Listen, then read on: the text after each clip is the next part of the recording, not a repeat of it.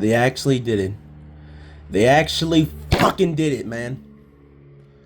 I have been waiting for so long to hear these words come out of my mouth. And new, undisputed WWE Champion Drew McIntyre. Like I said in my Raw video, this was a must-win for Drew McIntyre. And I was ready to make this video yesterday, but I was so caught in to making the promo package for Daniel and Rockstar, which if you have not seen that right now, I will most likely tag it in the description, and I'll also hopefully make it to where y'all watch it because it's a very good video, but that's not important. Let's focus on major success because Drew McIntyre for the first time in 5 years can call himself WWE Champion, and for the first time in 5 years to 6 years can have a world title run in front of a crowd.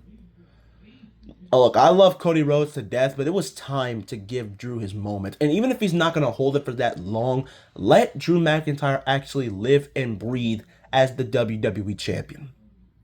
But let me make this very clear just for me making this video.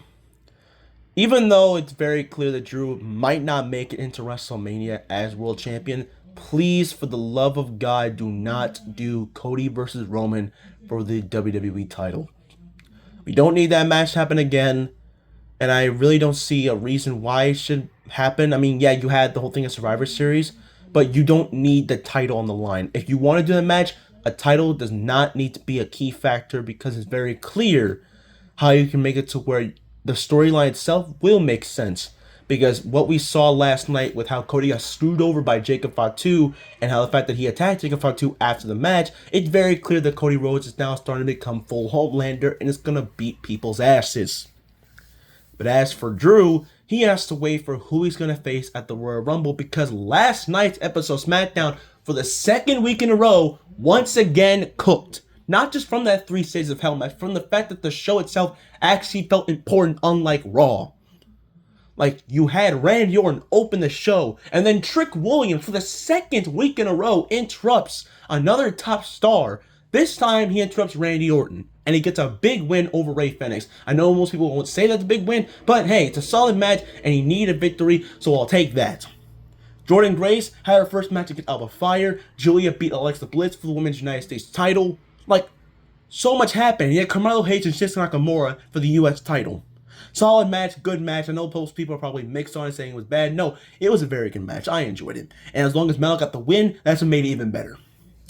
But overall, it's generally crazy for the fact that I am saying all of this, being one of the many people who would shit on SmackDown on a daily basis on this platform and on Discord and on any social media I get my hands on, Instagram, Twitter, you name it. Not Facebook, because I don't decide to try and argue with any of those people on Facebook, because honestly, they're probably the worst people to argue with. But I know that SmackDown from 2025 was a shit show. And I was ready to try and just give up and say the show will never reach any type of heights ever again and actually make it feel like it's actual good quality show. But these 2 weeks have proven me wrong easily. And they're proving it once again with next week having 4 qualifying matches to determine who will face each other as Saturday night's main event for a shot at the undisputed WWE Championship and to face Drew McIntyre at the Royal Rumble. And I'm ready to determine who's going to be. I feel like it might be Sami Zayn.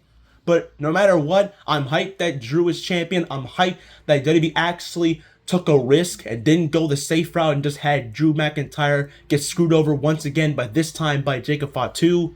They pretty much had me at the edge of my seat thinking, oh God, they're going to do it again. Just for Jacob to attack Cody and for Drew to escape the cage at the skin of his teeth, grab that title, and just skedaddle, or whatever the fuck you want to say, his way out of the arena. It was awesome. It was so good. Now, like I said, do I think he's holding that title up till Mania? No. I feel like he might lose the title back to Cody, but I want to be proven wrong. Because again, I just really just don't want to see Cody and Roman again for the WWE title. You don't need a title on the line for that. Actually have something different, because that's exactly what WWE needs right now. And that's the reason why I said Braun should have won the title. Even though in this time period right now, it's crazy to see that both Drew McIntyre and CM Punk are both world champions at the same time. But I still am going to stand by what I said, that Braun should have won that title, because again, WWE badly needs to take risk at this current situation, because one of the biggest things that's really hurting them is that they constantly take the safe route, and it constantly pisses off the fans, because there's moments where that person should have won, but they didn't, and then they completely fumbled the bag, like with LA Knight, which hopefully he returns to the Royal Rumble. And he's personally my pick to win the Rumble, because I want him to finally, and I mean finally, get what he deserves, and that is a world title run. But we'll have to wait and see.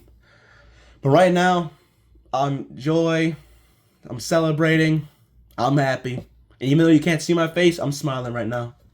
I just feel good seeing Drew McIntyre as the WWE Champion. Seeing that video on Instagram with him holding that title in Scotland brings a tear to my eye. Just feels good, man.